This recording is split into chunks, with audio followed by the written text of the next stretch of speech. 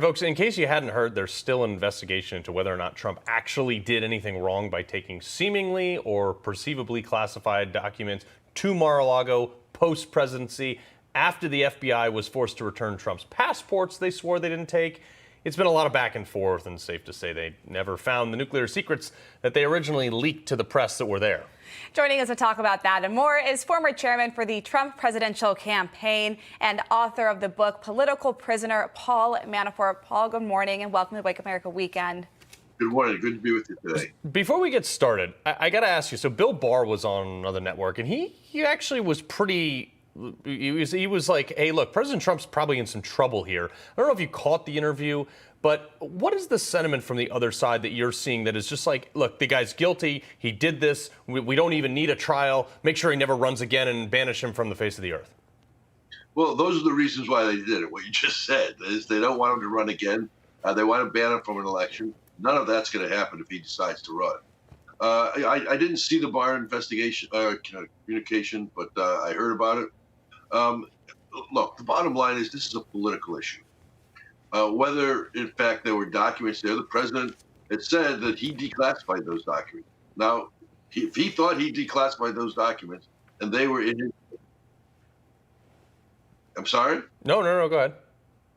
If he thought he declassified those documents, and if they were sitting in his basement, stored in the secure area, then he didn't commit any. You have to have a willfulness to bot, so there's no crime committed at all. Right.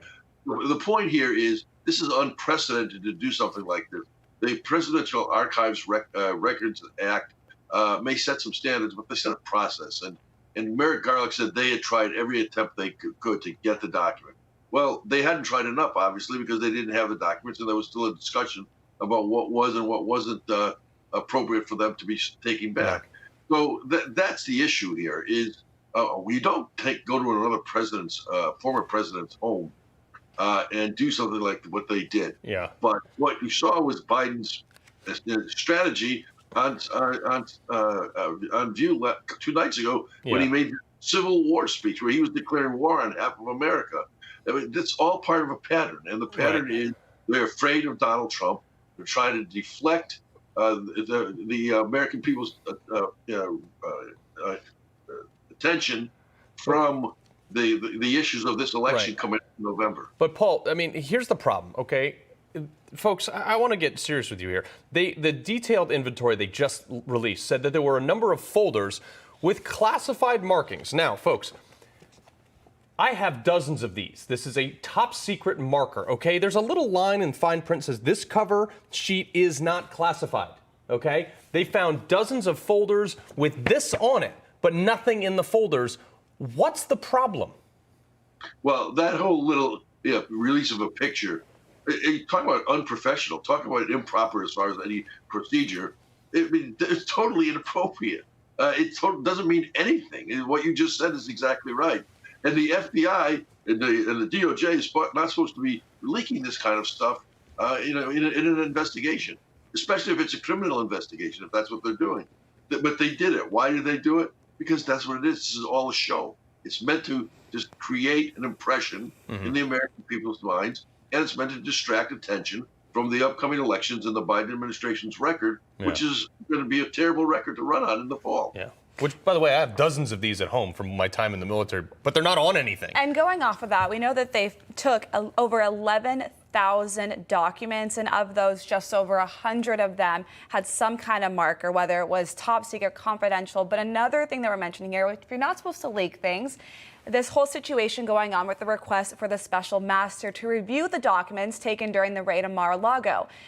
This isn't happening right now. There was a pause on it. They're delaying it because they think the investigation, it isn't fair. But wouldn't it be fair to bring someone in neutral here instead of saying that this special master would delay the investigation? All of this, as I said, has been shown to us. They brought a special master, and a special master would review the documents. There's nothing wrong with that at all. But the FBI taint team is like asking a burglar to go into your house to make sure everything is okay. It doesn't work. But again, you have to look at this for what it is. If you try and put it through a filter of a justice system working in a fair way, forget it. if you're trying to put it through impeachment attempt number 4 after the 2 as president, and then January 6th, and now this, then it all makes sense what they did, because it's meant to be a political attempt to try and discourage and to embarrass a potential opponent. But more important, I really think, to deflect from the issues of the Biden administration, which are going to be the base on which people make their judgments in November, and the Congress is going to change. Yeah, midterms coming up very quickly here. Paul Manafort, thanks for joining us this morning. Thank you. Good to be with you this morning.